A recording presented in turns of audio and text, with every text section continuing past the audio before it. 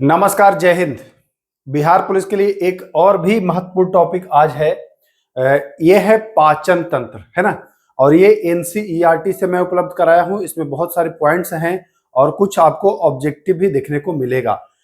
तो यह वीडियो आपके लिए बहुत ही महत्वपूर्ण होने वाला है। अगर आप बिहार पुलिस 19,838 या फिर कभी भी आप इसकी तैयारी करेंगे या कर रहे हैं तो ये बहुत ही महत्वपूर्ण होने वाला है।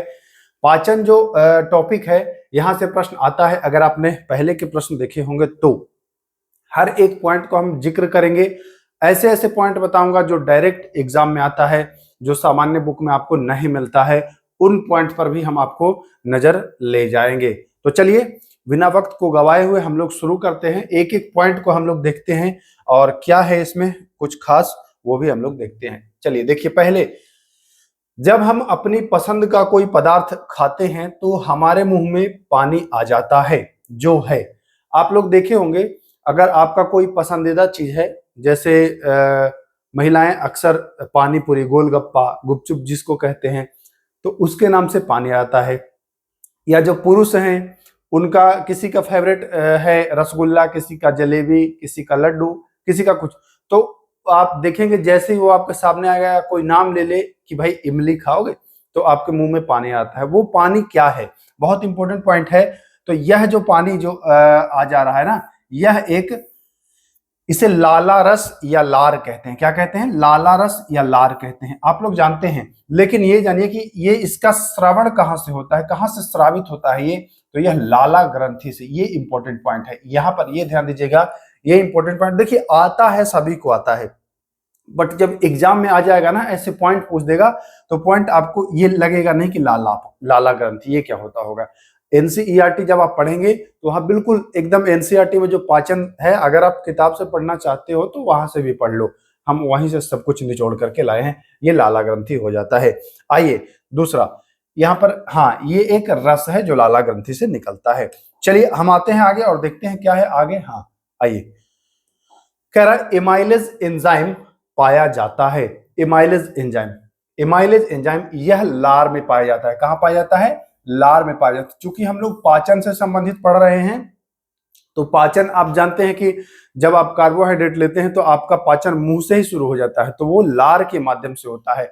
तो एमाइलेज जो यहां मिलता है, लार में पाया जाता है। यह मंड जटिल अणु को शर्करा में खंडित कर देता है। कैसे?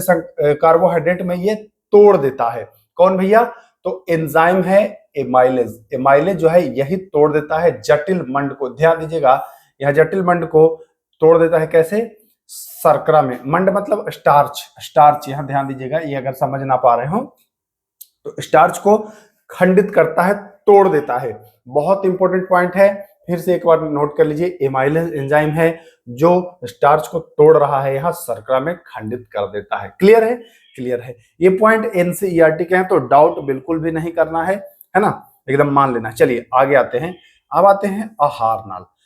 आहार नाल में भोजन कौन सी गति के साथ जाता है? ये बहुत ही मतलब बारीक पॉइंट है, इसको अक्सर लोग छोड़ देते हैं। तो देखिए, एक होता है कर्माकुचन। जी हाँ, क्या होता है भैया? कर्माकुचन। ध्यान दीजिएगा, ओइसोफेगस, ओइसोफेगस या इसोफेगस कहा जाता है इसको। ये है कर्माकुचन। कर्माकुचन प्रोसेस के द्वारा जब आप भोजन करते हैं, तो जो आहार नाल में जो भोजन जाता है ना, उस प्रोसेस को कर्माकुचन कहा जाता है। ध्यान दीजिएगा, कर्माकुचन प्रोसेस। आगे हम लोग इसोफेगस के बारे में जानेंगे तो ये क्लियर हो जाएगा। आइए देखिए, यही है इसोफेगस जो हम कर्माकुचन कह रहे थे। मुंह से अमाशय तक भोजन को ले जाया जाता है। मुंह से अमाशय तक भोजन कैसे जाएगा? फूड पाइप के द्वारा जाएगा, आहार नाल के द्वारा ही जाएगा ना। तो वह किसके द्वारा जाता है भैया? तो वही है कर्माकुचन, एसोफेगस। जी हाँ, एसोफेगस के द्वारा यह ले जाया जाता है। बहुत इंपॉर्टेंट पॉइंट है, इसको नोट कर लीजिए, बहुत इंपॉर्टेंट पॉइंट है, एग्जाम में आपको दिखाई देगा। अभी हम कुछ ऑब्जेक्टिव भी देखेंगे आगे, कैसे प्रश्न आते हैं मैं उसको रखा हूं। जठर ग्रंथि होता है। जठर ग्रंथि कहां होता है भैया? तो अमाशय की भित्ति, भित्ति मतलब दीवार, है ना, भित्ति मतलब दीवार। तो जो अमाशय होता है उसके दीवार में। अब आपको ऑप्शन दे देगा जठर ग्रंथि कहां होता है, छोटी आंत में, बड़ी आंत में, पेट में, है ना। लेकिन जो एकदम परफेक्ट आंसर है भैया, वह हो जाएगा अमाशय की जो वाल होती है, जो भित्ति होती है, जो दीवार होती है, उसमें यह होता है जठर ग्रंथि। तो इंपॉर्टेंट है, ध्यान रखिएगा। वीडियो को बस एक बार देख लें, पॉइंट को नोट कर लें, आपको चीजें याद हो जाएंगी। और हाँ, बहुत सारे लोगों ने कमेंट किया था पिछले वीडियो का पीडीएफ के लिए, मैं कहा था तो जाकर के आप टेलीग्राम देख सकते हैं। टेलीग्राम पर पिछली वीडियो का पीडीएफ मैं उपलब्ध करा चुका हूं, तो जाकर के आप देख लीजिए। आइए, भोजन का पूर्ण पाचन होता है, भोजन पूरी तरह पचता है कहाँ भैया? छोटी आंत, बड़ी आंत, पेट या अग्नाशय? बहुत अच्छा प्रश्न है। तो देखिए, अग्नाशय में भोजन जाएगा ही क्यों? अग्नाशय से तो एंजाइम्स रिलीज होते हैं ना, अग्नाशयी रस रिलीज होता है। यह जो छोटी आंत है ना, भले ये छोटी है नाम, लेकिन है ये वास्तव में बड़ी, और यहीं पर पूरी तरह से पाचन, पूरी तरह से पाचन का मतलब वसा का भी पाचन और कार्बोहाइड्रेट का भी पाचन, और किसका? वसा, प्रोटीन और कार्बोहाइड्रेट, तीनों का पाचन यहां हो जाता है। तो ये पूर्ण पाचन यही हो जाता है। बहुत इंपॉर्टेंट पॉइंट है, इसको नोट कर लीजिए। एग्जाम में आपको डायरेक्ट ये छलक जाएगा, डायरेक्ट छलकेगा ये प्रश्न, है ना। चलिए आगे आते हैं। अब बात करते हैं कि अमाशय में कौन सा अम्ल होता है। अमाशय में कौन सा अम्ल होता है? तो अमाशय में होता है HCl। HCl यानी कि हाइड्रोक्लोरिक अम्ल। जी हाँ, HCl हाइड्रोक्लोरिक अम्ल होता है अमाशय में। कहाँ होता है भैया? हाइड्रोक्लोरिक अम्ल होता है अमाशय में। प्रोटीन पाचक एंजाइम पेप्सिन का स्रवण कहाँ होता है? जो पेप्सिन है, पेप्सिन, अच्छा यहां भी पूछता है प्रश्न कि पेप्सिन किसका पाचन करता है। तो आप देख रहे हैं कि प्रोटीन का ये पाचन करता है, तो ये भी एक प्रश्न बन जाएगा कि भैया पेप्सिन किसका पाचन करता है? तो कहेंगे सर प्रोटीन का करता है। इसका स्रवण कहाँ होता है? तो यह भी अमाशय से ही रिलीज होता है। कहाँ? अमाशय से ही रिलीज होता है पेप्सिन एंजाइम, जो कि प्रोटीन के, अभी मैं बताया ना कि छोटी आंत जो है यह तीनों, प्रोटीन हो गया, कार्ब्स हो गया या फिर वसा हो गया, तीनों को वो पचाता है। उसी में एक पेप्सिन है जो ये प्रोटीन को पचाता है, और ये अमाशय से रिलीज होता है। क्लियर है? क्लियर है। आइए, भोजन में क्षुद्रांत। देखिए, क्षुद्रांत मतलब छोटी, है ना, छोटी। क्षुद्र आंत मतलब छोटी आंत। ध्यान दीजिएगा, क्षुद्रांत आपको एग्जाम में मिलेगा। इस शब्द का प्रयोग मैं इसीलिए किया हूं क्योंकि एग्जाम में आपको छोटी आंत न दे करके दे देगा क्षुद्रांत, तो आप सोचेंगे कि भाई क्षुद्रांत क्या होता है, जानते ही नहीं है। फिर आप इंग्लिश वर्जन देखेंगे, स्मॉल इंटेस्टाइन पढ़ना होगा आपको, तब आप क्षुद्रांत समझ पाएंगे ना। उतना आप नहीं ध्यान देते हैं। भोजन क्षुद्रांत यानी छोटी आंत में प्रवेश करता है, यह किसके द्वारा नियंत्रित होता है? बहुत ही बढ़िया। और देख लीजिए, ये सभी किताब में आपको नहीं मिलेगा। ये एनसीईआरटी एससीईआरटी का कमाल है। किताबें बहुत आती हैं, लेकिन वो पता नहीं वो किताब इन चीजों को देख नहीं पाता है, या उसके जो राइटर हैं वो ये सब चीजें नहीं उठा पाते हैं, और एग्जाम में यही सब पूछ दिया जाता है। ध्यान दीजिए, भोजन छोटी आंत में प्रवेश करता है, किसके द्वारा नियंत्रित होता है, कंट्रोल होता है? तो अवरोधनी पेशी होती है, अवरोधनी पेशी होती है, इसी के द्वारा यह कंट्रोल होता है। चलिए, आहार नल का सबसे लंबा भाग फूड पाइप का जो सबसे लंबा भाग है वो है क्षुद्रांत यानी छोटी आंत। ऑप्शन देगा आपको बड़ी आंत। अब आपको लगेगा कि बड़ी है तो यही तो बड़ा होगा, बट बड़ी आंत छोटी होती है, छोटी आंत बड़ी होती है। तो ध्यान दीजिएगा, आहार नल का सबसे लंबा अगर कोई भाग है भैया तो वह है क्षुद्रांत यानी छोटी आंत। ओके, क्लियर है? क्लियर है सर। चलिए, इनमें से किसका क्षुद्रांत्र सबसे लंबा होगा? आप जानते हैं क्षुद्रांत्र किसका सबसे लंबा होगा? देखिए, शाकाहारी जो जीव होते हैं उनमें सेलुलोज होता है ना, सेलुलोज शाकाहारी चीजों में ही सेलुलोज होता है, पादप में, जैसे कि हमारा कहने का मतलब है। अब जो शाकाहारी है वो पादप का सेवन करते हैं, पादप खाते हैं, तो उनको सेलुलोज पचाने के लिए उनका आहार नाल लंबा होना चाहिए, तभी पचेगा। और जो मांसाहारी होता है उसका आहार नाल छोटा होगा तो वो मांस को पचा लेगा। तो शाकाहारी जंतु जो होता है ना, इसका क्षुद्रांत्र यानी कि ये जो छोटी आंत है वो सबसे लंबा होगा। लंबा तो ऐसे भी होता है लेकिन सबसे लंबा होगा छोटी आंत। किसका? शाकाहारी का, मांसाहारी का नहीं, ये जो सर्वाहारी होता है इसका भी नहीं, और इनमें से कोई का भी नहीं। क्यों होगा? क्योंकि भैया सेलुलोज का पाचन करना है। अब घास पात खाता है तो सेलुलोज आ जाएगा उसमें, और सेलुलोज को पचाने के लिए उसका आहार नाल का लंबा होना बहुत ही आवश्यक है। आइए देखिए, यहाँ पर आ गया होगा प्रश्न ये वाला, शाकाहारी जंतुओं के क्षुद्रांत यानी कि छोटी आंत लंबी होती है, क्यों? सेलुलोज पचाने के लिए। मैं बताया, सेलुलोज को पाचन करना है तो छोटी आंत लंबी रहेगी, तब हो पाएगा। चलिए आइए आगे आते हैं। कार्बोहाइड्रेट, प्रोटीन, वसा का पूर्ण पाचन स्थल है। कार्बोहाइड्रेट, प्रोटीन और वसा तीनों पचता है कहाँ में, तो मैं बता चुका हूं कि सर ये क्षुद्रांत में पचता है, यानी कि छोटी आंत में पचता है। मैं पहले ही बता चुका हूं। ये भोजन पूर्ण रूप से कहाँ पचता है भैया, तो पूर्ण रूप से कब पचेगा, जब कार्बोहाइड्रेट भी पच गया, प्रोटीन भी पच गया और वसा भी पच गया, तो पूरी तरह पच गया। ये क्षुद्रांत यानी कि छोटी आंत में पच गया है।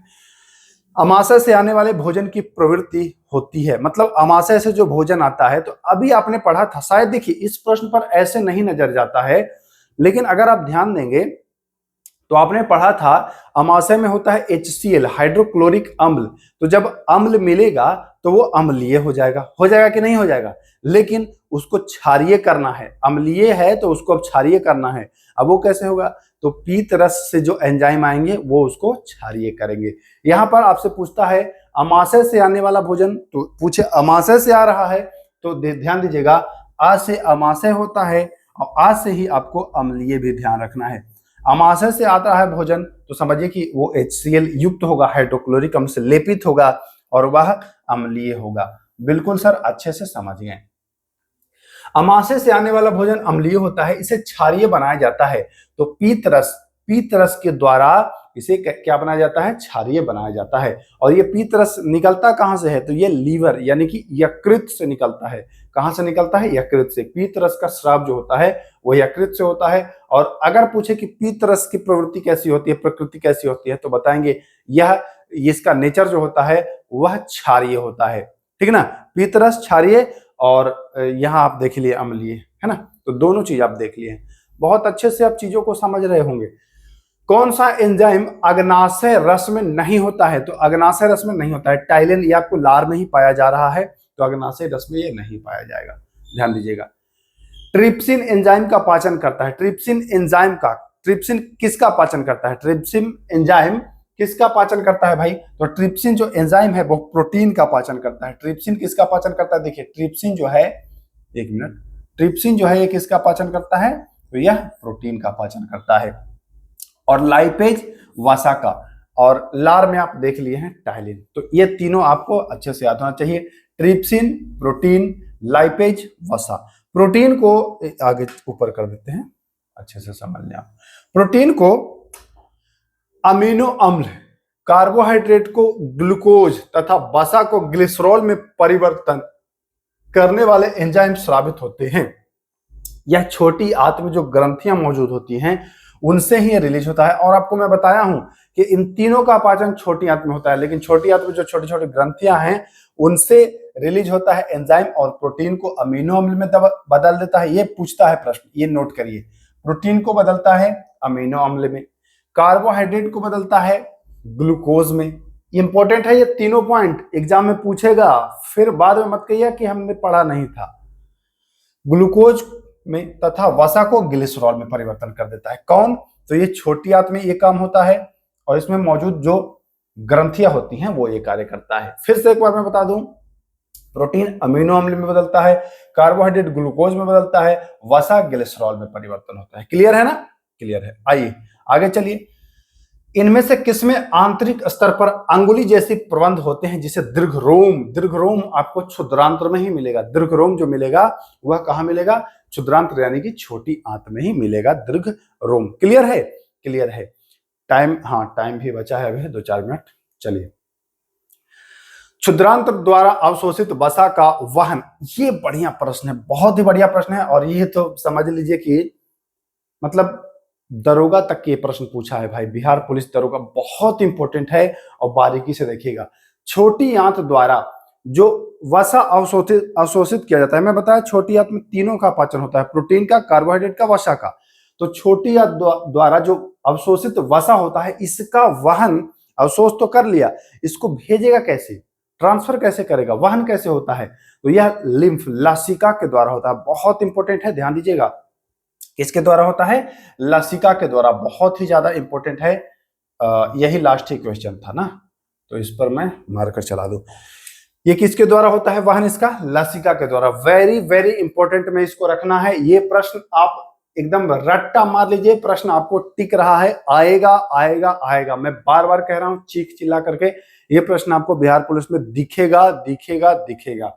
लसिका आपको याद रखना है, क्वेश्चन का एकदम जो लैंग्वेज है सेम याद कर लीजिए। क्षुद्रांत द्वारा अवशोषित वसा का वहन किसके द्वारा होता है? जैसे छोटी याद आपको मैं बता ही चुका हूं कि तीनों का पाचन होता है, तो वसा को अवशोषित करके यह किसके द्वारा? लसिका। जी हाँ, लसिका के द्वारा इसका वहन होता है। मुझे उम्मीद है यह वीडियो मजेदार लगा होगा, पसंद आया होगा। अगर ऐसे ही चाह रहे हैं कि तैयारी धमाकेदार तरीके से इन लास्ट स्टेज में हो तो चैनल से जुड़े रहिएगा। सारे सब्जेक्ट पर एकदम धमाकेदार आपको क्लास उपलब्ध कराने वाला हूं। देखिए मुझे बहुत ज्यादा वो जरूरी नहीं है कि अभी नाम हो, ये हो, वो हो। हमारा मकसद ये है आप तक सही कंटेंट डिलीवर कर पाऊं, ताकि एग्जाम में जब आप बैठें, जब आपको प्रश्न डायरेक्ट मिले, तब आप कम से कम कहेंगे कि हाँ यार, समय दिया, सही आदमी को दिया, सही जगह दिया। आप अपना कीमती समय सही जगह पर खर्च करिए। मैं बार बार इस बात को कहता हूं, व्यर्थ मत गवाइए। समय बहुत कीमती है, पैसा से ज्यादा कीमत समय का होता है। पैसे रह जाएंगे, काम नहीं आता है, समय रहना चाहिए। समय बहुत बड़ी चीज है ना? तो इसका उपयोग करिए, सदुपयोग करिए, सही जगह पर खर्च करिए। चलिए फिर मिलते हैं, नमस्कार।